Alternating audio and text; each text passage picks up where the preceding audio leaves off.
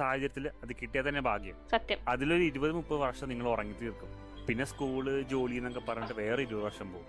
നിങ്ങൾ ഫുഡ് കഴിക്കാൻ തന്നെ എടുക്കും ഒരു 5-6 വർഷം. അങ്ങനെ മൊത്തത്തിൽ എല്ലാം കഴിഞ്ഞിട്ട് നിങ്ങൾക്ക് നിങ്ങളുടെ എന്ന് പറയാനായിട്ട് ഒരു 5 വർഷം കിട്ടും കൂടി പോയാൽ. ലൈഫ് എൻജോയ് ചെയ്യാൻ ഒരുപാട് സമയം നമ്മളുടെ ഇല്ല.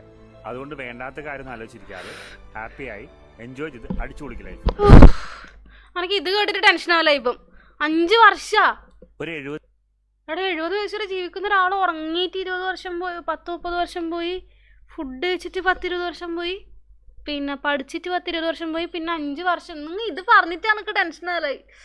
ജനിച്ച ദിവസം മുതൽ ഡേറ്റ് മുതൽ ഇതുവരെ എത്ര ദിവസമായി അതെന്നെല്ലാം മിനിറ്റായി എന്നെല്ലാം കൗണ്ട് ചെയ്ത് വെക്കും. അപ്പോൾ ഞാൻ ഏകദേശം എക്സ്പെക്ട് ചെയ്യും ഞാൻ ചിലപ്പോൾ ഒരു 50 വയസ്സ് അല്ലെങ്കിൽ 60 വയസ്സ് വരെ ജീവിക്കുള്ളൂ എന്ന്. എന്നിട്ട് ഞാൻ അതിൽ നിന്ന് അതെല്ലാം കുറച്ച് വെക്കും. എന്നിട്ട് ബാക്കി ഇത്ര പോലെ സമയം എനിക്കുള്ളൂ എന്നെല്ലാം തോന്നും.